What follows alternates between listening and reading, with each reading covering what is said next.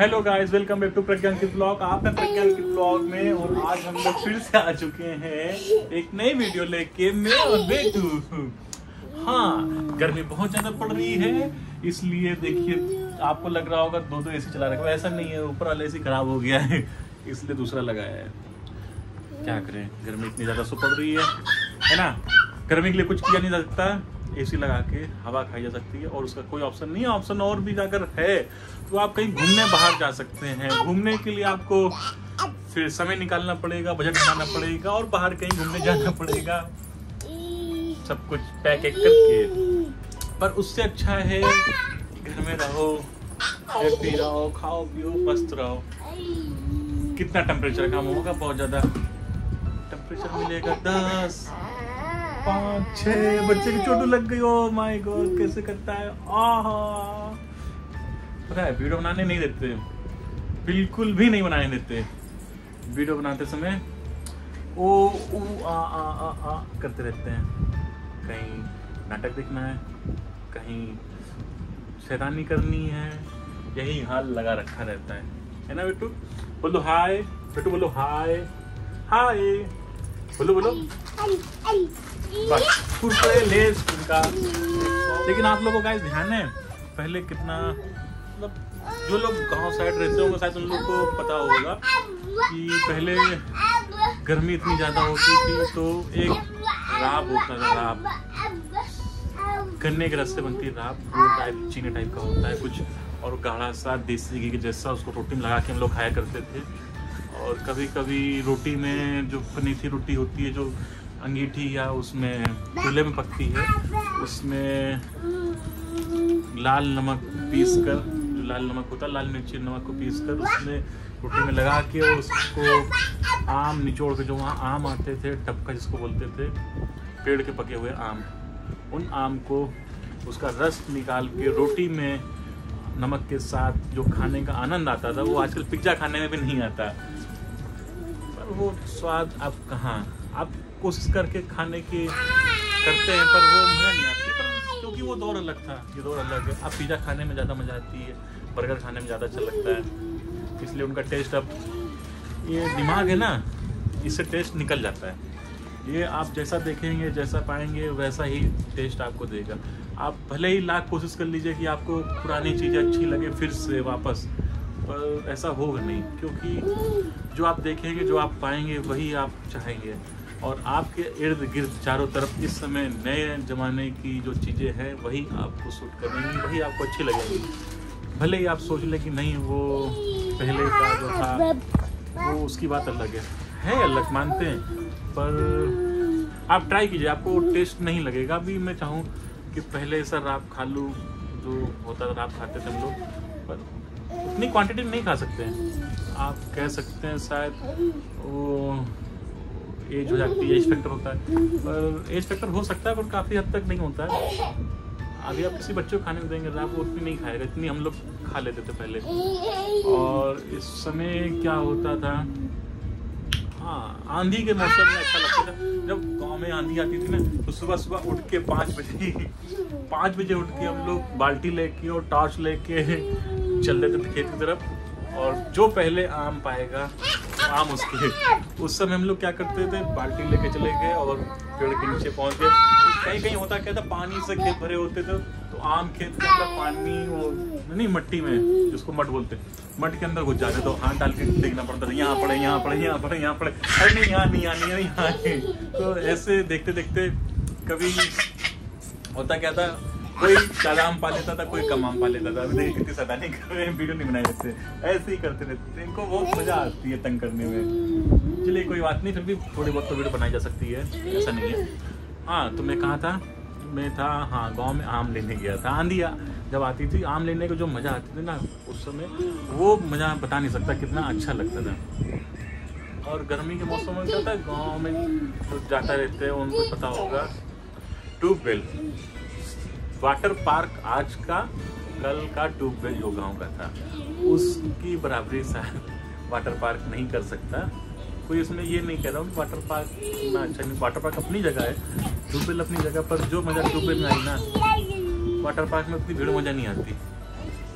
क्योंकि अकेले नहाने में होता क्या था, दोपहर में कभी हम लोग वेट करते थे जब अकेले समय निकाल लें, तो जब ट्यूबवेल खाली हो जाए बस जाके स्टार्ट करते थे और ट्यूबवेल में घुस जाते थे और अकेले नहाते रहते थे 2-2 घंटे 3-3 घंटे, पता नहा लिया, नहाने बाद फिर निकले, कपड़े गीले, फिर दीवार में चिपक गए, कपड़े सुखाए, आगे पीछे चिपके, कपड़े सूख गए, फिर से नहाया, करते करते करते 3-4 बारी करते करते ऐसा ऑलमोस्ट हो जाता था।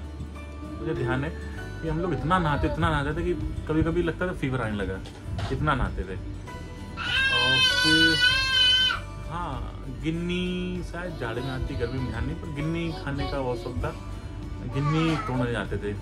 बेल, उस समय बेल बताते हैं कि जो जंगल एरिया साइड गाँव में बहुत दूर दराज में, जिसको हार बोलते हैं, कहते हैं कि हार जा रहे हार, तो जाते थे बेल तोड़ने के लिए। और वहाँ पर बेल, कहते हैं बेल के नीचे कुछ वो अजीब से कुछ डर लगता है, वहाँ कोई फेंक देता है उठा के, ये सब से बोलते थे बच्चे, क्योंकि वहाँ बहुत कम लोग बहुत कम समय के लिए जाते थे। और जब भी 2-4 लड़के मिल जाते थे हम लोग बेल तोड़ने, तो बेल तोड़ के लाते थे और फिर जो वो बेल खाने की मजा आती थी ना, आज मार्केट से लाते 2-4 बेल ला भी लिए, उसको खाने की कोशिश करते, 1 चम्मच 2 चम्मच खाया, पर टेस्ट भले ही अच्छा हो, पेट नहीं भरता, मन नहीं करता और खाने का। लेकिन वो जो बेल था उसको फिंगर से ऐसे ऐसे कर करके पूरा बेल खत्म, बेल की यहाँ तो पपड़ी होती ना, उसको भी चाट के खत्म कर देते थे, इतना टेस्टी। और बेल पूरा लगभग मिलता नहीं था किसी को, एक बेल मिला तो उससे 2-4 लोगों ने शेयर कर लिया था, ऐसे ही होता था। और कितना अच्छा लगता था उस समय। आप लोग को ध्यान होगा कि जब गांव में ट्यूबवेल का साधन जो था, और पानी खेतों में जाने के लिए नालियाँ होती थी मट्टी की, जिसको बोलते हैं मेड़ टाइप का बना होता था, और मेड़ के थ्रू पानी खेतों में जाता था। उस समय जो खेतों में नहाने का आनंद था ना, पानी भर लिया खेतों में पानी भरा हुआ है, और उसके बाद हम लोग खेत में डूब के नहाते थे। पहले मड में नहाते थे, फिर मेड़ में जो पानी चल रहा होता है उसमें नहाते थे, लोगों पर घसीट के दूर तक ले जाते थे, नहाते थे। वो चलता फिरता पानी, उसी में आम धुल रहे हैं, उसी में सब कुछ ऑलमोस्ट एवरीथिंग काम होते थे उसमें। आप मान लीजिए कपड़े भी लोग धुल लेते थे, लेकिन चलता फिरता पानी है, कोई फर्क नहीं पड़ता था। और वही पानी बाद में जाके कहीं तालाब वालाब में चला जाता था, इतना ज़्यादा ध्यान नहीं दिया। लेकिन फिर धीरे धीरे पक्की नाली बनी खेतों के लिए, फिर उसमें भी पानी का दिक्कत लगी, पानी ख़त्म ज़्यादा होता है तो जीन, एक प्लास्टिक पाइप आता था, प्लास्टिक पाइप पन्नी वाला, पहले आप जो प्लास्टिक पाइप अभी चल रहे हैं मोटे वाले, वो नहीं, उसके पहले एक पन्नी वाला पाइप होता, उसका पन्नी जैसे कॉपी किताबों में रोल जो कवर चिपकाते उस तरह एक पन्नी का रोल आता था, उसमें बांध देते थे ट्यूबवेल में, और वो पानी भर के खेतों तक जाता था उससे। फिर वो टेक्नोलॉजी चेंज हुई, फिर टेक्नोलॉजी आई इसकी, हाँ, ये ब्लैक पाइप जो प्लास्टिक के पाइप होते हैं, इनकी टेक्नोलॉजी आई, इनको 10-10 फीट के पाइप होते थे, फिर उनको जोड़ के, मतलब फिर नहाने का एक ट्यूबवेल में मज़ा किरकिरा हो गया एक तरह से देखा जाए तो, क्योंकि डायरेक्ट पाइप जोड़ने से ट्यूबवेल का पानी जो हौद होती थी जिसमें नहाते थे वो ख़त्म, क्योंकि पानी उसमें पुराना भरा, कभी कभार 1-2 घंटे के लिए खोल दिएगा, पर वो रनिंग वाटर नहीं होता तो उतनी मज़ा नहीं आती। और जो रनिंग वाटर पूरे दिन चलता रहता था, वो भले ही 3-4 घंटे 5 घंटे वो मज़ा आती थी। और हाँ, वो चीज़ और अच्छी लगती थी जब कभी बोल दिया था आज जाओ ट्यूबवेल तुम संभालो, और ट्यूबवेल में जिस खेत में पानी लगा उसका तुम हिसाब किताब देखो। हम लोग क्या करते थे, अच्छा इस खेत में इतने घंटे पानी लगा है, 12 इनका 7 घंटे हो गया, इनका 13 घंटे, वो शायद मुश्किल से 6-7 रुपये घंटे का रेट होता था खेतों में उस दौर में, शायद हाँ यही कोई 92-93-95 समथिंग समय रहा होगा।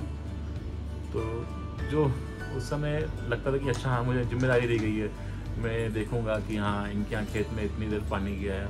होता ना जिस किसी गांव में किसी के यहाँ ट्यूबवेल लगा होता था, ट्यूबवेल का क्या होता है कि वहाँ पे जो खेत वगैरह होते थे, तो अब हर कोई तो ट्यूबवेल लगवाता नहीं, लेकिन पानी चाहिए, खेती करनी है तो पानी चाहिए होता है, तो घंटे के हिसाब से ट्यूबवेल के चार्जेस होते थे कि हमको भाई इतने घंटे के लिए पानी चाहिए, आप ट्यूबवेल पानी छोड़ दिए हमारे खेत में, हम आपको इतना चार्ज देंगे। तो वो जिसके यहाँ ट्यूबवेल होता था अपनी एक किताब डायरी बना के रखता था, लेखा जोखा कि इनका इतने फला नाम से इतने घंटे पानी गया है, तो महीने का खर्चा इनका इतना आता था।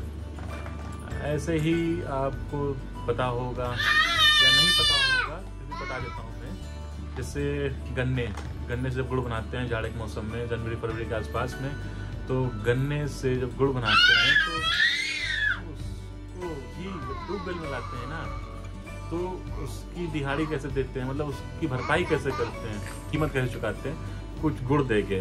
भाई गन्ना आपने पेरा है दूसरे के ट्यूबवेल में, गन्ना पेर के उसको गुड़ बनाया है, गुड़ बना के आप ले जाएंगे।